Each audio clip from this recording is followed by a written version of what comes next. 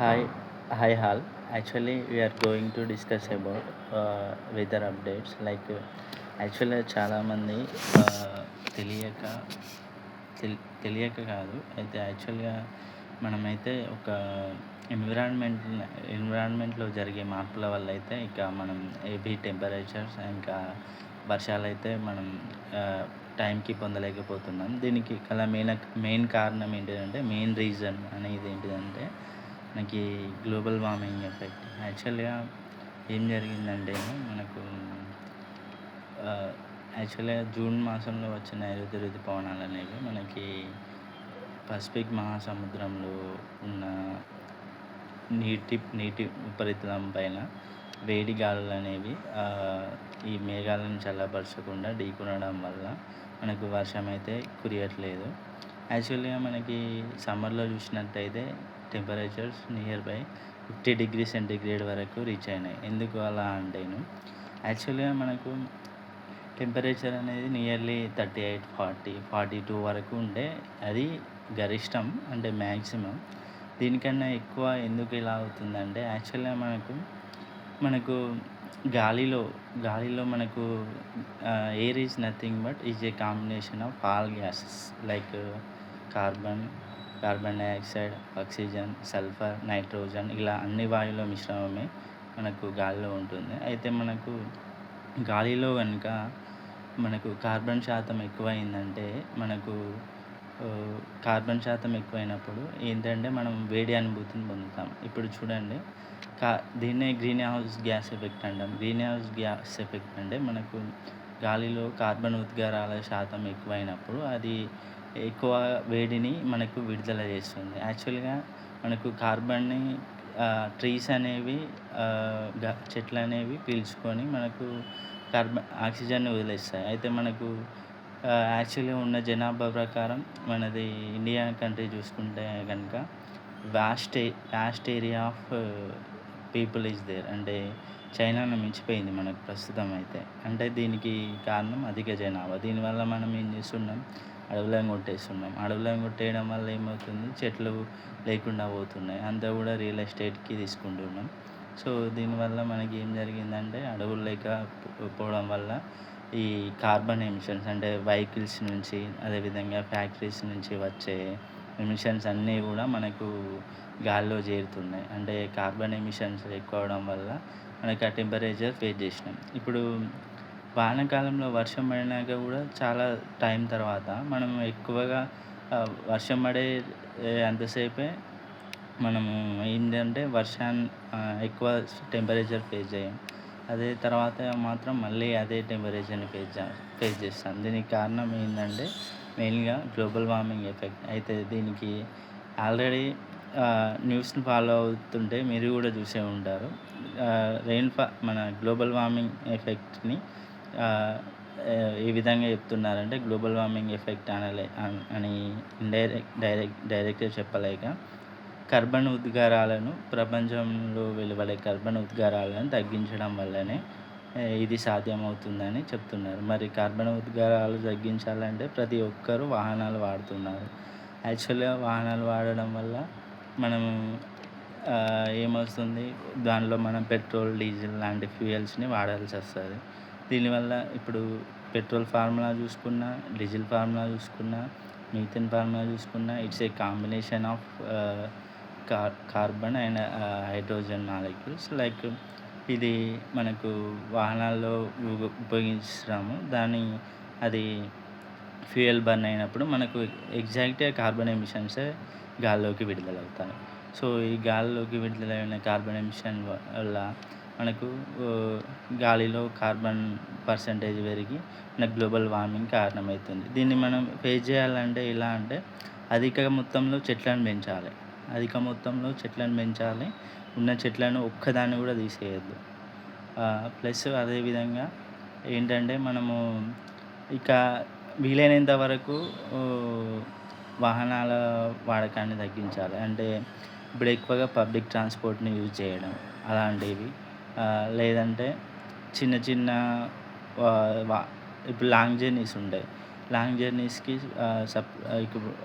ప్రత్యేకంగా కార్లు అలాంటివి ఉపయోగించకుండా మనం ఏందంటే పబ్లిక్ ట్రాన్స్‌పోర్ట్ ఉంటుంది. సపోజ్ నేను ఇక్కడ నుంచి తిరుపతికెళ్ళాలనుకోండి. నేను సెపరేట్‌గా ఒక వెహికల్ తీసుకొనెళ్తే దాని ఫ్యూయల్ ఖర్చవుతుంది. ప్లస్ ఫ్యూయల్ అనేది ఒక ఎనర్జీ సోర్సెస్ అనేది వేస్ట్ అయిపోతుంది. అదే తిరుపతికెళ్ళే బస్సు ఉంటది. దాంట్లో బస్ టికెట్ బుక్ చేసుకొని వెళ్ళాననుకోండి, ఏమవుతుంది ఫ్యూయల్ సేవ్ అవుతుంది. ప్లస్ నేచర్‌కి, ఎన్విరాన్మెంట్‌కి సేవ్ చేసి అంటే కార్బన్ ఉద్గారాలను తగ్గించి ఎన్విరాన్మెంట్‌కి బెనిఫిట్ చేసిన వాడిని అవుతాను. ఈ విధంగా మనకు ఎగ్జాక్ట్‌గా చెప్పాలంటే మెయిన్‌గా వచ్చే కార్బన్ ఎమిషన్స్ మాత్రం ఎగ్జాక్ట్‌గా వెహికల్స్ నుంచే. కార్స్, డీ బైక్స్ వీటి నుంచే వచ్చే ఎగ్జాస్ట్. అయితే the use of public transportation is to decrease the carbon percent. అదేవిధంగా మనకు ఎలక్ట్రిక్ వెహికల్స్‌ని మెయిన్‌గా యూజ్ చేయడం వల్ల కూడా మనము కార్బన్ ఉద్గారాలను అయితే గాల్లోకి వెళ్ళకుండా తగ్గించవచ్చు. అయితే ఈ మధ్య కాలంలో అందరూ ఎలక్ట్రిక్ వెహికల్స్ వైపు మొగ్గు చూపుతున్నారు. ఇదొక good sign to save the nature from the environment. యాక్చువల్‌గా ఇలా జరుగుతుంది. అయితే దీంట్లో ఏంటంటే ఇంకా యాక్చువల్‌గా ఒకసారి మీరు ఒక సిటీకి హైదరాబాద్ లేదా బెంగుళూరు లేదా కోల్కతా లేదా ఏదైనా సిటీకి వెళ్ళినప్పుడు మీరు ఒకసారి చూస్తే గనుక ఎట్ ద టైమ్ ఆఫ్ 7 గంటల నుంచి సాయంత్రం 10, 11 గంటల వరకి రోడ్డు మీద వాహనాలనేవి ఖాళీ లేకుండా ప్రయాణిస్తూనే ఉంటాయి. అంటే ఏంటంటే మనకు ట్రాన్స్‌పోర్టేషన్ పెరిగింది. లివింగ్ కాస్ట్ పెరిగింది. So everyone using the he need to travel to his office. So he is using transportation. So here one of the benefit ఏంటంటే యాక్చువల్లీ నాకైతే ఒక ప్రపోజల్ ఉంది. సో ఏంటంటే యాక్చువల్‌గా మనం అన్ని ఎంప్లాయీస్ అంటే అన్ని ఉద్యోగాల్లో చూసుకున్నట్టయితే సాఫ్ట్‌వేర్ ఉద్యోగులైతే వర్క్ ఫ్రమ్ హోమ్ చేయవచ్చు. అంటే ఇప్పుడు సాఫ్ట్‌వేర్ ఉద్యోగులు ఇంటి దగ్గరనే ఉంచి నెట్వర్క్ కనెక్ట్ అయ్యి ఉద్యోగాన్ని వర్క్ చేసి మళ్ళీ కాల్స్‌లో అప్డేట్ చేయవచ్చు. అయితే ఇక్కడ ఈ ఫెసిలిటీని చాలా కంపెనీస్ ఉపయోగించుకుంటూ హైబ్రిడ్ మోడ్‌లో నడిపిస్తున్నాయి. అయితే ఇక్కడ టీసీఎస్, టాటా కన్సల్టెన్సీ సర్వీసెస్ లాంటి ఇతర కంపెనీలు ఇంకా కొన్ని ఉన్నాయి. సో ఎగ్జాక్ట్‌గా తెలవదు. మెయిన్‌గా టీసీఎస్ అయితే work from office, home choice ఉన్నా కూడా ఎంప్లాయీస్‌కి ఇవ్వకుండా ఏం చేస్తుందంటే వాళ్ళ అవకాశాన్ని వినియోగించకుండా ఏంటంటే ఇప్పుడు సపోజ్ ఈ ఆఫీస్‌లో 6 lakhs ఎంప్లాయీస్ ఉంటారు. సో వాళ్ళకి weekly 2 days, 3 days work from home ఇచ్చినా వాళ్ళు ఆఫీస్‌కి వెళ్ళాల్సిన అవసరం ఉండదు. దీనివల్ల వాళ్ళు ప్రయాణించాల్సిన అవసరం ఉండదు. దీనివల్ల వాళ్ళ వెహికల్స్ అనేవి రోడ్డు మీదకి రావాల్సిన అవసరం ఉండదు. సో ఈ విధంగా ట్రాఫిక్ తగ్గుతుంది. ఈ విధంగా పొల్యూషన్ తగ్గుతుంది. ఎనర్జీ అంటే ఫ్యూయల్, డీజిల్ అనేది సేవ్ అవుతుంది. అదేవిధంగా ఎంప్లాయీస్‌కి కూడా రావడానికి, పోవడానికి అయ్యే ఓపిక, శ్రమ, ట్రావెలింగ్ టైం అనేది తగ్గుతుంది. ఇది యాక్చువల్‌గా కరోనా టైంలో ఈ విధంగా కంపెనీస్ అనుసరించాయి. అయితే ఇప్పటికీ ఇక చాలా కంపెనీస్ హైబ్రిడ్ మోడ్‌నే ఇన్ఫోసిస్, విప్రో లాంటి కంపెనీలు హైబ్రిడ్ మోడ్‌నే అనుసరిస్తున్నాయి. కానీ టీసీఎస్ మాత్రం దానికి భిన్నంగా అనుసరించకుండా ఇట్లా యాక్చువల్‌గా ఇక్కడ గమనించాల్సిన విషయం ఏంటంటే ఈ కంపెనీకి అవకాశం ఉంది. అంటే వర్క్ ఫ్రమ్ హోమ్ ఐటీ ఎంప్లాయీస్‌కి వర్క్ ఫ్రమ్ హోమ్ అవకాశం ఉంది. ఉన్నా కూడా ఉపయోగించకంటే మనం ఎంతసేపు వీలైతే మనకు అసలు సమాజంలో ఎలా ఉందంటే వీలైతే మన వల్ల ఇంకొకరికి ఉపయోగం కలగాలి. లేదంటే నీ వరకు చూసుకో. అంతేగాని నీ వల్ల ఇతరులు ఇబ్బంది కలగకుండా ఉండాలి. ఆ లాజిక్ ఎవరు పాటించట్లే. ఇప్పుడు ఆ కంపెనీ ఉంది. దాన్ని వర్క్ ఫ్రమ్ హోమ్ ఇవ్వడం వల్ల ఏమవుతుంది, ఒక 4 lakhs మెంబర్స్, 5 lakhs మెంబర్స్ ప్రయాణించకుండా ఉండడం వల్ల వాళ్ళ ఇంటికాడ నుంచి వర్క్ చేసి బెనిఫిట్ అవుతారు. ప్లస్ అదేవిధంగా ఇవన్నీ సేవ్ అవుతాయి. ఎన్విరాన్మెంట్ కూడా పొల్యూషన్ నుండి సేవ్ అవుతుంది. ఇలాంటి కంపెనీస్ మీద స్ట్రైక్ చేయాల్సి ఉంది యాక్చువల్‌గా. ఎందుకంటే due to high consumption of fuel and diesel we are facing higher increase rate of the petrol. Like ఈ పెట్రోల్, డీజిల్ రేట్లనేవి పెరుగుతున్నాయి. దేనికంటే మనకి ఎక్కువ ఉపయోగిస్తున్నాం. దీనివల్ల మనం ఎక్కువ ట్రాన్స్‌పోర్ట్ ఇంపోర్ట్ చేసుకోవాల్సొస్తుంది. ఇంపోర్ట్ రావడం వల్ల మనకు ఎక్కువగా మనం ఉపయోగించుకొని రేట్లు పెరుగుతున్నాయి. సో, ఇప్పుడు ఏదైనా ఒక వస్తువు ఉందనుకోండి, దాని ఉపయోగం అనేది ఎక్కువ మంది యూజ్ చేస్తుంటే ఏమవుతుంది, దాని డిమాండ్ పెరుగుతుంది. సో, అదేవిధంగా దాని రేట్ ఆఫ్ కాస్ట్ అనేది పెరుగుతుంది. అదేవిధంగా ఇప్పుడు ఫ్యూయల్ అనేది everyone needed right now like for travelling. So, ఈ విధంగా అవకాశం ఉన్నా కూడా వినియోగించుకోలేని టీసీఎస్ లాంటి కంపెనీలను వెంటనే ప్రభుత్వాలు కానీ, అయితే ఐటీ యూనియన్స్ కానీ, ఈ విధంగా ఎవరికి తోచినట్టు వాళ్ళు ఈ విధంగా సజెషన్‌తోని లేదంటే కోర్ట్‌లో ఇట్లా పొల్యూషన్‌ని నాశనం చేయడం వల్ల మనం గ్లోబల్ వార్మింగ్ ఎఫెక్ట్‌ని ఫేస్ చేస్తున్నామనే ఒక వాయిస్‌ని రైజ్ చేసి వాళ్ళకి వర్క్ ఫ్రమ్ హోమ్ ఇచ్చే విధంగా చూడడం వల్ల ట్రాఫిక్ తగ్గుతుంది, పొల్యూషన్ తగ్గుతుంది.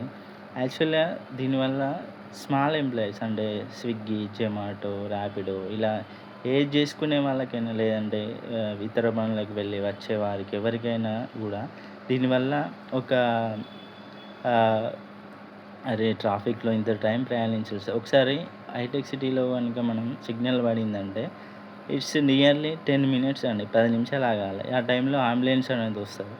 అంబులెన్స్ అయినా కూడా దానికి సిగ్నల్ పడినప్పుడు ఏం చేయాలి? ఆగాల్సిందే. మనము ఎంతసేపు రోడ్స్ ఎక్స్‌టెన్షన్ చేసినా, ఫ్లైఓవర్స్ కట్టినా, ఇంకా ఏదో షార్ట్ కట్స్ యూజ్ చేసినా కూడా రోడ్ల మీదకి వచ్చే వాహనాల సంఖ్యను తగ్గించలేనప్పుడు ఇవన్నీ ఇంకెన్ని ఫ్లైఓవర్లు చేసినా ప్రస్తుతం ఉన్న ఇండియన్ జనాభాకి సరిపోదు. ఒక్కటే సొల్యూషన్ ఏందంటే ఆల్ ఐటీ కంపెనీస్ అనేవి 2 days వర్క్ ఫ్రమ్ హోమ్ అయినా ఇవ్వడం ద్వారా. ఎందుకంటే చాలామంది ఎంప్లాయీస్ సిటీలలోనే ఉంటారు. సిటీకి వచ్చే కంపెనీస్ ఎన్విరాన్మెంట్ కోసం సిటీ దగ్గరనే ఎస్టాబ్లిష్ అవుతాయి. సో, దానికోసం సిటీకి రావాల్సొస్తది. సో, ఇది యాక్చువల్‌గా చాలామంది ప్రపోజ్ చేస్తున్నారు ఈ సజెషన్‌ను. కానీ ఎవరు ఇంప్లిమెంట్ చేయలేకపోతున్నారు. సో, యాక్చువల్‌గా నా నా తరపున కూడా నేను ఇట్లా యాక్చువల్‌గా నాకు నేచర్ అన్న ట్రీస్‌ని పెంచడం చాలా అంటే చాలా ఇష్టం. I am a nature lover myself Balakrishna. Yeah! I am a nature lover. So, ఈ విధంగా ఒక అవకాశం ఉండి వినియోగించుకోకుండా దాన్ని దుర్వినియోగం చేస్తున్న టీసీఎస్ లాంటి కంపెనీలను ప్రభుత్వాలైనా హెచ్చరించాలి. ఐటీ యూనియన్స్ నుంచి అయినా హెచ్చరించాలి. ఇచ్చే ఎంప్లాయీస్‌కి అదేవిధంగా ఎన్విరాన్మెంట్‌కి మంచి జరిగేలా చూసుకోవాలి. ఎందుకంటే ఇప్పుడు ఒకసారి చూసుకోండి, ఒక 40 degrees సెంటీగ్రేడ్ దగ్గర ఇప్పుడు మన అమ్మానాన్నలు మనం వ్యవసాయ కుటుంబానికి చెందిన వాళ్ళు 40 degrees సెంటీగ్రేడ్ దగ్గర పని చేయాలంటే ఒకసారి ఆలోచించండి.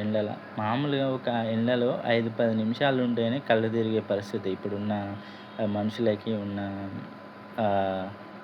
తీసుకున్న ఫుడ్ ప్రకారం. అలాంటిది ఇంటి దగ్గర పనిచేసే వాళ్ళు లైక్ కాటన్ తీయడానికి కానీ, మిర్చిని తీయడానికి కానీ వెళ్ళాల్సి వస్తుంది. అతను 10 గంటలకు వెళ్తే సాయంత్రం 5-6 అయ్యే వరకు రావాలి. 5-6 అయ్యే వరకు రావాలి అంటే 10 నుంచి 4-5 గంటల వరకు ఆ ఎండలనే పని చేయాలి. మరి ఇంత విపరీతంగా ఎండలు కొడుతున్నా కూడా వాళ్ళు పని చేస్తున్నారు. మరి అసలు రీజన్ ఏందంటే పెరుగుతున్న టెంపరేచర్స్, గాల్లో పెరుగుతున్న కార్బన్ ఉద్గారాల శాతం, వెహికల్స్ నుంచి వచ్చే కార్బన్ ఉద్గారాల శాతం పెరగడమే.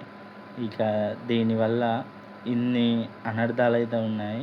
So, raise voice over the like pollutant releasing vehicles. Like best suggestion నాది ఏంటంటే అన్ని ఐటీ కంపెనీస్ అనేవి కూడా 2 daysలో వారానికి 2 days ఆఫీస్‌ని నిర్వహించి మిగతా 3 రోజులు వర్క్ ఫ్రమ్ హోమ్ ఇవ్వాలి. నెక్స్ట్ ఇంకా పొల్యూషన్ కలిగించే ఫ్యాక్టరీస్ ఏవైతే ఉన్నాయో వాటి నుంచి వాటిని మళ్ళొకసారి నేషనల్ ఎమర్జెన్సీగా పరిగణించి వాటినన్నిటిని గూడా వాళ్ళకు సజెషన్ ఇవ్వాలి. ఇది ప్రస్తుతం ఉన్న పరిస్థితి. కాబట్టి ఆహ్, ఏవైతే కంట్రోల్‌లో లేకుండా ఉంటాయో వాటినన్నిటిని వీలైతే సీజ్ చేయాలి. లేదంటే వాటి ఆల్టర్‌నేట్‌గా ఏదైనా అవకాశం కల్పించాలి. మెయిన్‌గా సిటీకొచ్చిన వాళ్ళైతే ఈ ట్రాఫిక్ ఎప్పుడు తగ్గుతదా అని ఆలోచిస్తుంటారు. అయితే దీనికి వచ్చి మెయిన్‌గా ఈ ఒక వర్క్ ఫ్రమ్ హోమ్ అనేది ఇయ్యడం ద్వారా మాత్రం ఖచ్చితంగా మన సొల్యూషన్ దొరుకుతది. వీలైతే కొన్ని కంపెనీలు పర్మనెంట్ వర్క్ ఫ్రమ్ హోమ్ గూడా ఇప్పటికీ అనుసరిస్తున్నాయి. అయితే వాళ్ళకి పర్మనెంట్ వర్క్ ఫ్రమ్ హోమ్ ఇయ్యడానికి వచ్చిన ఇబ్బందేంటో తెలీదు గానీ, అలా ఇవ్వడం నచ్చకుండా కనీసం అట్‌లీస్ట్ 2 డేస్ అయినా వర్క్ ఫ్రమ్ ఆఫీ ఆఫీస్ ఇచ్చి 3 డేస్ వర్క్ ఫ్రమ్ హోమ్ ఇయ్యడం ద్వారా ఆహ్, స్ పొల్యూషన్ తగ్గుతది, ట్రాఫిక్ కంట్రోల్‌లో ఉంటది, ఎంప్లాయీస్ బెనిఫిట్ అయితారు. సో, ఇక్కడ పరిగణించాల్సిన విషయం ఏంటంటే ఓన్లీ సాఫ్ట్‌వేర్ ఎంప్లాయీస్‌కి మాత్రమే ఆపర్చునిటీ ఉంది. లైక్ ఇతర ఫీల్డ్ బేస్డ్ ఎంప్లాయీస్ తీసుకుంటే సపోజు సివిల్ ఇంజినీర్ ఉన్నాడు. అతను వర్క్ కోసం అతను సైట్‌కెళ్ళాలి. అదే విధంగా మన వేరే ఏ ఎంప్లాయీ తీసుకున్నా సపోజ్ డీమార్ట్‌లో పనిచేస్తుండు, అకౌంటెంట్ ఉన్నాడు. అతను అక్కడికే వెళ్ళి చూసుకోవాలి. అదే సాఫ్ట్‌వేర్ రంగంలో పనిచేసే వాళ్ళకున్న ఫెసిలిటీ ఏందంటే, ఈ విధంగా చేయడం వల్ల వాళ్ళకి చేసే ఫెసిలిటీ ఉంది. దీన్ని కంపెనీస్ మాత్రం యూజ్ చేసుకోవట్లేదు. అందరితో మాకు పనేంది అనే పోకడలో పోతున్నాయి. కానీ ఇప్పుడు మనం వర్షాలు పడకుంటే మాత్రం ఎవరికీ కనీసం తాగడానికి నీరు దొరకవచ్చు. తాగడానికి నీరు దొరికితే మాత్రం పంటలు పండాలంటే నీళ్ళు కావాలి. పంటలు పండంది మనకు ఫుడ్ లభించదు. మనకిప్పుడు ప్రస్తుతం ఉన్న సిట్యుయేషన్‌లో చూసుకుంటే మాత్రం ఆహ్, ఆహ్, ప్రతి సంవత్సరం సరిపడా పంటలు వండుతుంటూనే మన దేశంలో జనాభాకు పేదరికానికి సరిపోవట్లే. ఇప్పటికీ చాలామంది మన దేశంలో పేదరికం పర్సెంటేజ్ చాలానే ఉంది. యాక్చువల్‌గా గవర్నమెంట్స్ దీని మీద మాట్లాడవి ఏదో అప్పటి మందం ఇట్లా ఇంత తగ్గించినామంటే యాక్చువల్‌గా చూడాలంటే పేదరికం అనేది తగ్గాలి. ఇది పోను ఈ విధంగా మన కరువు కాటకాలు ఈ గ్లోబల్ వార్మింగ్ ఎఫెక్ట్ వల్ల వచ్చిందనుకోండి, ఇక ఆ పరిస్థితి వర్ణనాతీతం. కాబట్టి మనం ఏందంటే prevention is better then cure. అంటే prevention is better then cure. అంటే మనము ముందుగానే దెబ్బ తాకకముందే మనము ఇట్లా పోతే దెబ్బ తాకుతదని తెలుసు. సో, అట్లా పోకుండా ముందుగానే మనల్ని మనం రక్షించుకోవాలి. సో, మనకు నేచర్ మించిన దైవం ఏది లేదండి మీకు. నేచర్ అంటే భూమి అయినా, గాలైనా, నీరైనా, నిప్పైనా, ఆకాశమైనా, ఈ సముద్రాలైనా, చెట్టలైనా, పుట్టలైనా, గుట్టలైనా వీటి వల్ల మనిషి జంతువులైనా వీటి ద్వారానే మనం మచ్చిక చేసుకొని జీవనాన్ని కొనసాగించి సైన్స్‌ని, టెక్నాలజీని అభివృద్ధి చేసుకొని బతుకుతున్నాం. ఇప్పుడు గనుక నేచర్ నుంచి మనకు ఈ విధంగా పొల్యూషన్ చేసుకొని మనం ఆగమైతామంటే ఇది ఇది పనికిరాని టెక్నాలజీ, పనికిరాని అభివృద్ధి. సో, ఇప్పటికైనా ప్రతి ఒక్కరు ఆలోచించి దీని మీద ఫైట్ చేయాలండి. యాక్చువల్‌గా నేను ఒక టీసీఎస్‌లో వర్క్ చేసే ఎంప్లాయీని. నాకు నేచర్ పట్ల చాలా అంటే చాలా ఇష్టం. ఎందుకంటే ఒక చెట్టుని పెరుగుతుంటే నీళ్ళు పోస్తుంటే అది రోజు రోజుకింత లైక్ చిగురిస్తుంది. ఇలా పెరుగుతుంటే ఒక మనలో ఒక ఫీలింగ్ వస్తది. మంచి ఫీలింగ్ వస్తది. అదైతే నేను అనుభూతి చెందాను. సో, అలాగే అన్నదాతలు కూడా వాళ్ళు భూమిలో పెట్టిన పంటలు పెరుగుతుంటే వాళ్ళకు దానికి తగ్గ ఫలితంగా క్రాప్‌ని ఇప్పుడు ఏదైనా మనకు పత్తిని గానీ, మిర్చిని గానీ లేదంటే ఏ పంట ఏసినా, జొన్న ఏసినా ఇలా వాళ్ళకి జొన్న పంట వచ్చినా గానీ అలాంటి ఆనందమే వేరండి. ఇప్పుడు ఈ గ్లోబల్ వార్మింగ్ వల్ల దాదాపు జూన్ సగం గడిచినా కూడా వర్షాలు పడని పరిస్థితి. సో, ప్లీజ్ అందరూ దీనికోసం ఆలోచించాలి, ముందడుగేయాలి. ఎందుకంటే మనము చాలా అంటే ప్రీవియస్ బ్యాక్ చూసుకుంటే చాలా టెక్నాలజీ, సైన్స్ అనేది అభివృద్ధి అయింది. లైక్ ఫర్ మనం కుకింగ్ కోసం వంట గ్యాస్‌ని అభివృద్ధి అంటే వంట గ్యాసుని డెవలప్‌మెంట్ చేశారు. అంటే ఈ విధంగా మనిషి పడాల్సిన వృధా అనేది తగ్గింది. అంటే మనిషి పడాల్సిన కష్టం తగ్గింది. సపోజ్ ఆహ్, లిఫ్ట్ ఉంది. 5 ఫ్లోర్స్ ఎక్కాలి. అది మనం తయారు చేసుకున్నాం. సో, ఈజీ అయిపోయింది.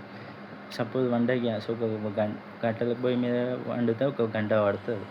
అది అలాంటిదే. అలాంటి శ్రమ తగ్గించుకున్నాం. ఇంకా టెక్నాలజీ వల్ల చాలా వాహనాలను యూజ్ చేసుకొని అనుకున్న గమ్యాన్ని గంటలోనే చేరుతున్నాం. ఈ విధంగా వచ్చిన టెక్నాలజీని అభివృద్ధి చేసుకున్న టెక్నాలజీని మనిషి ఈ విధంగా సుఖపడుతున్నాడు. అంటే ఉన్న వనరులను ఎర్త్ చేసుకొని సుఖపడుతున్నాడు. ఇప్పుడు ఉన్న నేచర్‌ని ఈ విధంగా పొల్యూషన్‌తోని నాశనం చేసుకొని మళ్ళా కరువు కాటకాలను ఎదురు చేసుకొని ఆ పరిస్థితి చూస్తే మాత్రం దారుణంగా ఉంటుంది. యాక్చువల్లీ మనం కొన్ని కంట్రీస్‌లో చూస్తుంటాం. అరబ్ లాంటి కంట్రీస్‌లో వాటర్ లేకుండా వాళ్ళు ఎలా బతుకుతారో, స్నానాలు చేయకుండా. వాళ్ళు మనం పెట్రోల్‌ని, డీజిల్‌ని ఎలా కొనుక్కుంటున్నామో వాళ్ళు వాటర్‌ని కొనుక్కుంటారు. సో, ఆ విధంగా మనం వాటర్ లేని మన ప్రపంచాన్ని అయితే ఊహించుకోము. So, save love the nature, save the forest, save the environment, live happily. It's our motto. దీని మీద మనం ఫైట్ చేద్దామండి. ఎవ్రీవన్ ప్లీజ్ ఏవైతే ఉన్నాయో మానవ సంఘాలు, ఇంకా ఏవైతే ఉన్నాయో అన్నీ కూడా దీని మీద ఒక తాటికి వచ్చి ఇక్కడిక్కడ దేనికి ఫుల్ స్టాప్ దేనికైతే అవసరం లేకుండా, suppose all IT companies work from home ఇలాంటివి, అదేవిధంగా పొల్యూషన్ కలిగించే వాహనాలను అప్డేట్ చేసుకోవడం వల్ల, అంటే రిపేర్ చేసుకోవడం వల్ల, ఎలక్ట్రిక్ వెహికల్స్‌ని బాగా యూజ్ చేసుకోవడం వల్ల, తర్వాత ఇప్పుడు గవర్నమెంట్స్ కూడా ఎలక్ట్రిక్ బస్సులు సక్సెస్ అయినాయి కదండి. మరి అన్ని ఎలక్ట్రిక్ బస్సులను ఇంప్లిమెంట్ చేయొచ్చు కదా. ఇంకా పాత పద్ధతిలోనే డీజిల్ వెహికల్స్‌ని కొంటున్నారు. అది ఒక డ్రాబ్యాకే. ఎందుకంటే మనకు సోలార్ పవర్ ఉంది. సోలార్ పవర్‌తోని జనరేషన్ అవుతుంది. మెయిన్‌గా సోలార్ పవర్ మీద కాన్సంట్రేషన్ చేసి మనకి ఇంటి మీద, గృహాల మీద పెట్టుకునే విధంగా, లేదంటే ప్రతి ఊళ్ళో ఎలక్ట్రిక్ సబ్‌స్టేషన్ ఏర్పడే విధంగా సైన్స్‌ని డెవలప్‌మెంట్ చెందిన టెక్నాలజీని వాడుకోవాలి. మనకి అలా ఉందా? లేదు. ఇంకా మనం బొగ్గు మీదనే ఆధారపడుతున్నాం. బొగ్గు మీదనే ఆధారపడడం వల్ల దాన్ని తవ్వడానికి, ట్రాన్స్‌పోర్ట్ చేయడానికి, మళ్ళీ అది కాల్చినప్పుడు వచ్చే మళ్ళీ కార్బన్ ఎమిషన్స్. ఈ విధంగా ప్రతిదీ మనకు అందుబాటులో ఉన్న యూజ్ చేసుకోకుండా ఏంటంటే వాతావరణాన్ని అయితే నాశనం చేస్తున్నారు. దీనికి మాత్రం మళ్ళీ దీనికి నష్టపోయేది మాత్రం మళ్ళీ ఏం లేనోడే, మనలాంటి ఏం లేనోడే. ప్లీజ్ అందరూ బతకాలి. ఒకసారి ఆలోచించండి దీని మీద. ప్రతి ఒక్కరూ సైలెంట్ వార్ చేయాల్సిందే. థ్యాంక్ యూ అండి. ఖచ్చితంగా వినండి, ఆలోచించండి. ఇందులో 100కి 100% నేనేంటంటే నాకు నేచర్ లవర్. నాకు ఏంటంటే నేను జీరో నుంచి హార్డ్ వర్క్ చేసి వచ్చాను. అయితే ఇప్పుడు మనము తినడానికి, తాగడానికి ఎంతటి కష్టమైనా చేస్తామండి ఇప్పుడు. కానీ వాటరు లేదు అంటే దానికి కోసం కొట్టుకోవాలంటే మనకు మంచిగా అనిపించదు. మనం ఏంటంటే ఇండియన్స్ అనేవాళ్ళు ఒక మనిషిని హింసించడానికి లేదా చాలా ఆలోచిస్తారు. ఎవడెవడో కొన్ని జరుగుతుండొచ్చు. అది ఏదో మైండ్ సెట్ అనేది సరిగ్గా ఉండి లేక. కానీ ఇండియన్స్ అనేది చాలా గొప్ప స్వభావాన్ని కలిగి ఉంటారు. సో, మనలాంటి వాళ్ళం ఇలాంటి పరిస్థితులు ఫేస్ చేయొద్దంటే మనము పాటిస్తూ ఇంకా ఇతరులకు మనం పాటించి ఇతర కంట్రీస్‌ని కూడా మన వైపు చూసేటట్టుగా ఎదగాలి. భారత్ మాతా కీ జై. భారత్ మాతా కీ జై. భారత్ మాతా కీ జై.